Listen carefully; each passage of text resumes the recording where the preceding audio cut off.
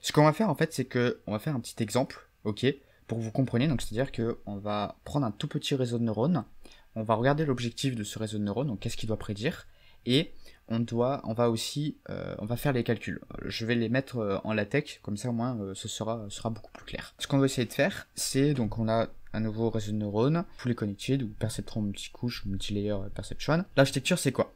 On a une couche d'entrée qui contient 2 neurones. Alors j'ai mis neurones, mais c'est plutôt les caractéristiques, hein, c'est cette valeur ici. La couche cachée, donc c'est une couche comme celle-ci, ok. Et ensuite la couche de sortie, un neurone, donc c'est celle-ci. Ça veut dire que ici, ce qu'on va voir, c'est qu'on va avoir nos valeurs ici, la couche là, et directement la couche de sortie avec un neurone. Pas cette couche ici, d'accord? C'est pour simplifier les calculs, hein. Et ce qu'on va faire, c'est qu'on va prédire la fonction XOR. Alors, la fonction XOR, c'est quoi? C'est en fait, vous avez deux valeurs en entrée, qui sont des valeurs binaires, donc des 0 ou des 1, et on va sortir 1 uniquement s'il y a un seul 1 dans le vecteur, ok? Donc, s'il y a 0, 1, on prédit 0, on sort 0, sinon on sort 1. Enfin, s'il y a un seul 1, on sort 1. S'il y a 2 1, on sort 0 aussi. Il faut qu'il y ait exactement un seul 1. Donc, voilà pourquoi nous avons un seul neurone, c'est parce que nous devons prédire qu'une seule valeur. D'accord? Ensuite, pourquoi nous avons deux neurones, et j'ai mis entre parenthèses caractéristiques? Tout simplement parce qu'en fait, on a deux valeurs. Ok? Donc, on aura un vecteur qui contient uniquement deux valeurs. La couche cachée, j'ai mis deux neurones, mais j'aurais pu en mettre beaucoup plus. C'est juste que si j'en mettais plus, ça aurait été compliqué pour les calculs. Donc alors, notation, vous voyez qu'il y en a déjà un petit peu plus, hein, des notations, si on veut être un minimum rigoureux. Pourquoi? Parce qu'en fait, il faut décrire en fait tout ce qu'il y a dans notre réseau de neurones, et vous voyez que ça devient, il commence très vite à y avoir beaucoup de choses. X, ça va être quoi? Ça va être notre vecteur d'entrée, d'accord? Donc, qui contient donc deux valeurs.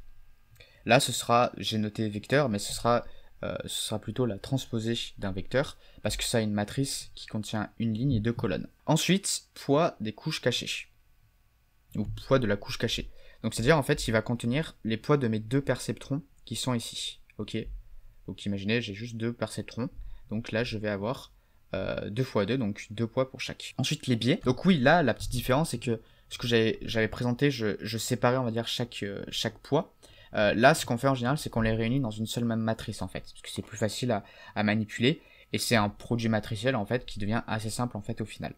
Mais retenez juste que ce que je vous ai dit là, c'est très similaire, c'est juste qu'en fait, là je vous avais présenté où on avait chaque poids, enfin chaque vecteur de poids qui était séparé, là en fait on les réunit dans une seule et même matrice. Pareil pour les biais. On a deux biais, pourquoi? Parce qu'on a un biais pour chaque perceptron, qui sont réunis dans la même matrice. Voilà. Ensuite, préactivation de la couche cachée, c'est tout simplement le résultat en fait de l'opération que je vous montrerai après, qui est tout simplement en fait les calculs entre les poids des perceptrons et des données d'entrée. Ensuite, activation de la couche cachée, tout simplement on va prendre en fait nos valeurs données par nos perceptrons et on va les passer dans une fonction d'activation. Ensuite, poids de la couche sortie, donc ça va être les poids en fait de notre neurone de sortie. Notre neurone, il n'y en a qu'un seul, et il aura deux poids, tout simplement parce que notre couche cachée contient deux neurones. Biais pour la couche de sortie, donc juste un scalaire, parce que il n'y a qu'un seul neurone. Préactivation de la couche de sortie, donc ce sera le résultat de notre perceptron, et ensuite activation de la couche de sortie. Donc qui sera en fait simplement on prend le résultat de on prend notre Z et on le fout dans A2. Ensuite nous avons l'étiquette, donc ça c'est Y, donc c'est le vrai label qui est associé. Donc par exemple si on a un vecteur 0, 1, le label ce sera un 1. Et ensuite delta c'est le terme d'erreur. La fonction d'erreur j'ai oublié de la noter ici mais on la verra au pire après. Préactivation de la couche cachée. Donc ce qu'on va faire c'est qu'on va prendre X et on va faire le produit matriciel avec W. Donc en fait ça revient exactement même que ce que j'avais dit ici, c'est-à-dire que avant, je vous disais, on fait le produit scalaire entre ça et entre ce perceptron-là et ça ici. En fait, au final, ce qu'on va voir, c'est qu'on va voir tous nos perceptrons, enfin tous les poids ici, contenus dans cette valeur-là, et dans cette matrice W1, et on multipliera par X. Et ensuite, on ajoutera notre vecteur de biais qui est B1. Donc ça va du coup nous donner une nouvelle matrice résultante qui contiendra donc le produit matriciel de X par W, et on ajoutera à ce produit matriciel les poids B, qui sont les biais contenus dans B1. Ok, ensuite on va activer, donc on va faire passer cette fonction dans une fonction d'activation. On va utiliser la fonction sigmoid que je vous ai déjà présentée, donc la voici. C'est tout simplement une fonction qui se définit comme étant 1 sur 1 plus exponentielle de moins moins x, bon ici c'est z1 parce que c'est la valeur que j'ai passée, et ce que ça va faire, c'est que ça va me donner donc ma matrice, en fait, où chaque composante, en fait, aura été passée ici. Donc la composante de ma première valeur de z, ce sera passée ici, donc je vais faire 1 sur 1 plus exponentielle de moins la composante de z1. Voilà. Et donc j'aurai une nouvelle matrice en fait où chaque composante sera le résultat de cette fonction. Donc ça c'est bon. Ensuite j'ai une nouvelle matrice que je vais passer donc à ma couche de sortie, donc à mon perceptron là. À nouveau, même calcul, produit matriciel entre A et W2, donc entre A1 et W2, et je pense ajouter les biais de la deuxième couche, donc les biais du vecteur B2. Non, du scalaire B2, parce que ici, ce n'est qu'une seule, il n'y a qu'un seul perceptron, donc il n'y a qu'un seul biais. Voilà. Donc pareil, après, je vais faire la couche de sortie, utiliser la fonction sigmoïde. Donc alors, pourquoi là j'ai utilisé la fonction sigmoïde pour la sortie? C'est un peu un choix arbitraire, j'ai envie de dire. L'idée, en fait, c'est que nous, ce qu'on veut, c'est on veut prédire des... Alors, ce qu'il faudrait qu'on fasse, en fait, c'est qu'il faudrait qu'on prédise soit 0, soit 1. Le problème, c'est que là, la manière dont ça fonctionne, ce n'est pas vraiment possible. Pourquoi? Parce qu'en fait, c'est des fonctions linéaires et on y passe ensuite des fonctions d'activation qui nous donnent aussi à nouveau des réels. Et c'est des fonctions qui nous donnent des valeurs continues. Il faudrait sinon une fonction qui nous donne 0 ou 1, un peu comme faisait le perceptron, il donnait les moins 1 ou 1. Ici, là, ce n'est pas possible. Ce qu'on va faire, c'est que sigmoïde, ça nous représente une probabilité. Ok, donc si la probabilité est proche de 1, eh bien ça veut dire que c'est fort probable en fait qu'il faut sortir un 1. Et si c'est proche de 0, ça veut dire que le réseau neurone dit que c'est fort probable que c'est un 0 qu'il faut sortir.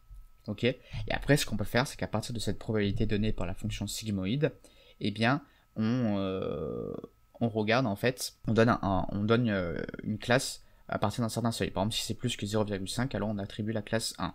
Si c'est inférieur à 0,5, on attribue la classe 0. Et ensuite, fonction de paire de valeur quadratique moyenne, et bien, donc ici, 1 sur 2, y moins a2 au carré. Donc ça, c'est pour une valeur donnée, d'accord? Et donc, c'est notre erreur qui est donnée grâce à ceci, grâce à cette fonction qu'on a déjà vue. Donc maintenant, on va faire le truc d'optimisation, c'est-à-dire que on va avoir besoin de calculer en fait les dérivées partielles pour pouvoir mettre à jour nos points. Donc les dérivées partielles, ça va être celle de L, et par rapport en fait à ses paramètres. Et là, n'oublions pas que c'est une fonction composée, donc ça ne va pas être juste une dérivée de cette fonction par rapport à chacune de ces variables. Ça va être un peu plus que ça, parce que en fait les variables sont des fonctions elles-mêmes. Ok, donc on va voir ça un peu plus en détail. Donc la dérivée de la perte, donc c'est-à-dire la dérivée de L, par rapport à l'activation de la couche de sortie. Et donc là, on applique tout simplement le théorème des fonctions composées. Il me semblait l'avoir mis, mais je ne sais plus où est-ce qu'il se cache. Voilà, il est ici. J'aurais dû le mettre plus haut, malheureusement, j'ai pas pensé. Donc là, en fait, on a exactement ce que je vous ai montré ici, enfin, ce que je vous ai montré auparavant. C'est qu'on a donc on dérive par rapport à une variable, mais en fait, cette variable dépend en fait d'une fonction. C'est pas bien compliqué, la dérivée par rapport à x de f g de x ou f rond g de x, c'est tout simplement la dérivée par rapport à y de f de y, et ce que l'on fait, c'est que y c'est g de x, donc en fait, je fais ensuite la dérivée de y par rapport à x, ou la dérivée de g de x par rapport à x. Ok, donc la variable ici qui en fait dépend d'une fonction, eh bien je vais la dériver par rapport à la variable à laquelle elle dépend. Et si g de x dépendait, je sais pas, de h de z, donc x en fait c'était la fonction h de z, et bien ensuite j'aurais multiplié par la dérivée de h de z par rapport à z. Et à nouveau, si z était une fonction, et bien j'aurais multiplié à nouveau par cette fonction là, etc. Enfin, j'aurais multiplié la dérivée en fait par rapport à la variable qui dépend. Et la dérivée de L par rapport à y moins a2, donc c'est ce calcul qui est ici. D'accord? Donc tout simplement en fait ce que j'ai fait c'est que j'ai remplacé, enfin j'ai mis la valeur en fait de L ici. Et cette dérivée là, eh bien elle n'est pas bien compliquée, parce qu'on dérive par rapport à y moins a. Donc en fait on a cette valeur là qui, si vous voulez, on peut l'appeler par exemple x. Donc on a 1 sur 2 x au carré. Donc cette dérivée par rapport à x, c'est tout simplement 2 sur 2 fois x. Donc ça nous donne juste x. Et notre x ici, c'est notre y moins a2. Ok, et donc ensuite, on n'oublie pas que y moins A2 est une fonction en fait qui dépend de A2. Et donc, si on dérive y moins A2 par rapport à A2, bah, y devient une constante, c'est moins A2 est la variable en fait par rapport à laquelle on dérive, donc ça nous donne tout simplement moins 1. Ce qui fait que la dérivée de L par rapport à A, c'est tout simplement A2 moins Y. C'est tout simplement en fait la valeur Y moins A2, mais c'est juste que comme il y a un moins 1 qui est obtenu avec ici, et bien le produit en fait de ça fait que bah, c'est juste on inverse le signe de chaque valeur. Alors, pourquoi on fait toutes ces valeurs-là? Vous le verrez notamment après, mais c'est parce qu'en fait, ça va nous servir pour la mise à jour en fait de nos poids. Alors ensuite, la dérivée de l'activation de la couche de sortie par rapport à la pré-activation de la couche de sortie. Donc, l'activation de la couche de sortie, qu'est-ce que c'est? Bah, c'est tout simplement A2, c'est le résultat, ok, qui a été passé dans la fonction Z, et on veut le dériver par rapport à la pré-activation. Et ça, bah, c'est pas compliqué, en fait, c'est comme si on faisait dériver de f par rapport à x. Donc en fait, c'est tout simplement f de x', ou ici, sigmoïde' de z2. Et la dérivée de la fonction sigmoïde, c'est tout simplement a2 facteur de 1 moins a2. Donc en fait, c'est sigmoïde fois 1 moins sigmoïde. Et alors, pourquoi on a fait ça? Bah, tout simplement parce qu'en fait, notre fonction L, elle dépend en fait des fonctions de la couche cachée. Et des couches, enfin de toutes les couches avant. Donc en fait, on a fait juste une partie du travail ici. Et L, donc on va calculer ensuite sa dérivée de la perte par rapport à la préactivation de la couche de sortie. Ok, donc cette couche-là. Et ensuite, on fera la couche cachée. Donc cette fonction L, elle dépend de A. Pourquoi? Bah parce que on l'a vu, c'est la variable en fait qui est ici dans L. Et A va dépendre aussi de Z. Pourquoi? Bah parce que A, c'est le résultat en fait de la fonction sigmoïde de Z2. Et donc du coup, ce qu'on fait, bah, c'est qu'on fait le produit en fait des deux résultats qu'on avait auparavant. Et ce terme, on va l'appeler jobtree2. Donc en fait, ce sera tout simplement le résultat de la dérivée en fait de notre fonction perte par rapport à la préactivation de la couche de sortie. Ok, donc maintenant, nous allons faire la dérivée de la perte, donc notre fonction coût par rapport au poids de la couche de sortie. Alors, j'espère vraiment que c'est assez clair, parce que je sais que c'est un peu compliqué, mais au pire, n'oubliez pas, ce document, il sera disponible, et c'est pas non plus grave si vous ne comprenez pas tout ça. L'idée, c'est que vous compreniez que on fait de l'optimisation en calculant en fait des gradients, et ces gradients, on les calcule en fait par rapport aux chacune des variables en fait qui font varier des variables en fait qui composent notre fonction coût, notre fonction coût en fait dépend de ces variables, et ces variables en fait c'est en fait elles-mêmes des fonctions. Ok, donc c'est pour ça qu'on dérive par rapport à chacun des trucs, c'est qu'en fait chaque poids est une variable. Et en fait et en fait des fois on va faire par rapport à A, des fois par rapport à Z, simplement parce qu'en fait ce sont des variables en fait qui sont en elles-mêmes en fait des fonctions qui dépendent de quelque chose en fait, qui dépendent d'autres variables. Donc c'est pour ça en fait qu'on fait par rapport à chaque groupe de poids, à chaque biais et par rapport à chaque fonction d'activation. Parce qu'en fait notre fonction L, elle dépend en fait, elle varie en fonction de ces valeurs-là en fait au final. Ok, donc L par rapport à la couche de sortie, donc W2, eh bien c'est tout simplement en fait la fonction qui va dépendre, qui va être dérivée par rapport à Z, et ensuite Z va être dérivé par rapport à W. Alors, pourquoi on a fait ça? Tout simplement parce que ce que l'on veut faire, c'est qu'on veut dériver L par rapport à W. Sauf qu'on ne peut pas y accéder tout de suite. Ces poids-là, en fait, sont obtenus uniquement par rapport à Z. Donc il faut dériver L par rapport à Z, qui dépend en fait de W, et ensuite seulement, on peut faire donc du coup, on peut seulement obtenir la dérivée de L par rapport à W. Et donc, c'est comme ça que l'on va faire la dérivée de L par rapport à W, qui est égale à la dérivée de L par rapport à Z2, multiplié par la dérivée de Z2 par rapport à W2, donc nos poids. Voilà, donc les calculs ensuite sont ici, qu'on avait déjà fait, et la dérivée de Z par rapport à W, c'est A, tout simplement parce que Z s'écrit comme ceci.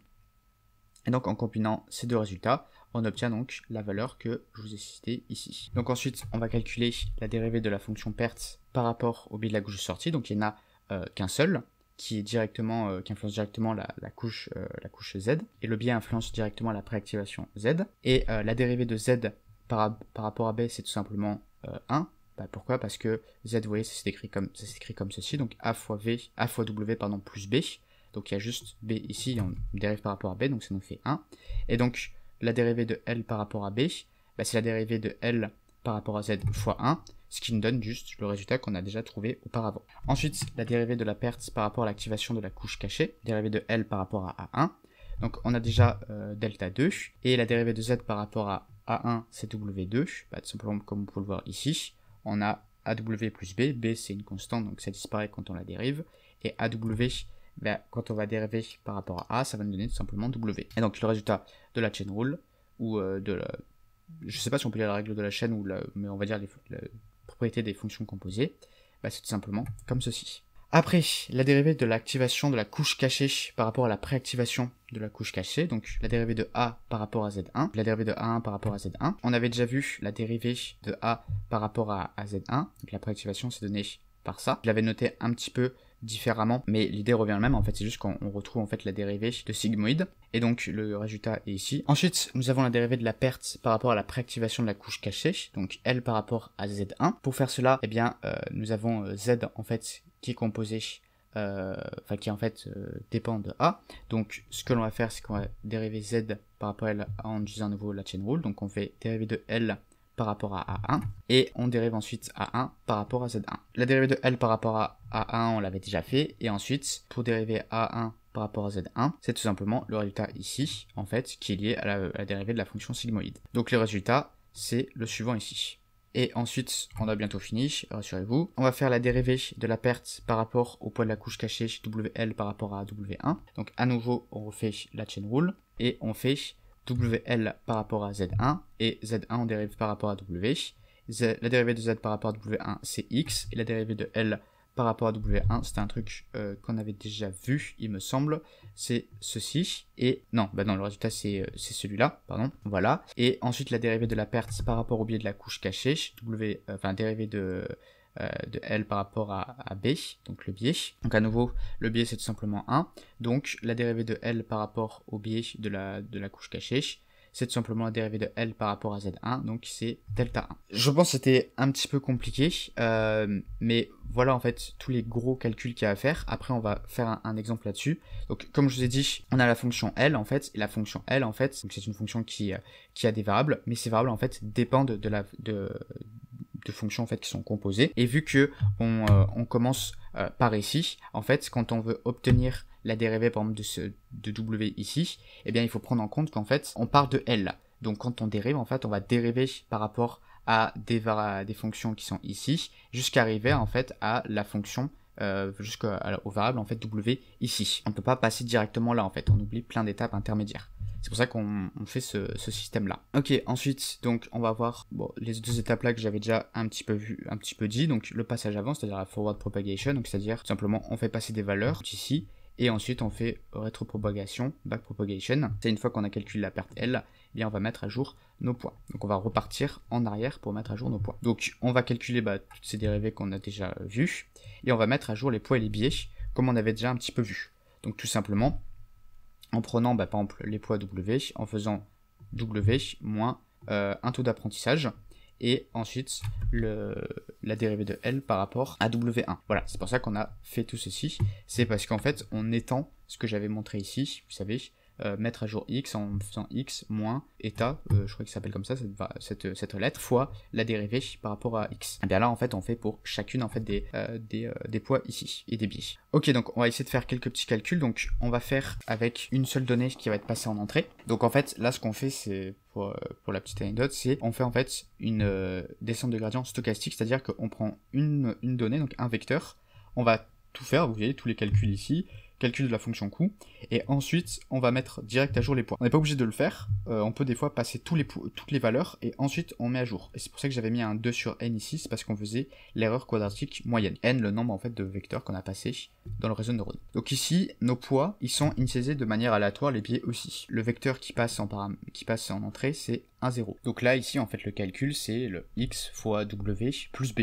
D'accord? Donc on fait tout simplement les poids ici de notre premier perceptron, et ensuite les poids de notre deuxième perceptron, et on ajoute les biais. Ok, ensuite on fait passer ce vecteur-là dans notre fonction d'activation sigmoïde. On a après la préactivation de la couche de sortie Z2, donc on refait un calcul comme celui-là, à part que là, on va prendre les valeurs ici, et on va les multiplier par nos poids. Donc là, on n'a qu'un seul vecteur, enfin on n'a que 2 poids parce qu'on a un seul perceptron, et ce perceptron ne contient que 2 poids parce que les valeurs précédentes, il n'y en a que 2, et on ajoute le biais ici. À nouveau, c'est les poids ici, les biais sont au hasard, ok, et ils seront mis à jour grâce à la backpropagation. Ok, donc ensuite, on fait passer Z2 qui est juste un scalaire dans notre fonction d'activation sigmoïde. Et après, on va pouvoir commencer à faire la backpropagation, donc mettre à jour nos poids. Et pour ça, on va calculer les valeurs de nos dérivés. Donc tout d'abord, la dérivée de la perte par rapport à l'activation de la couche de sortie.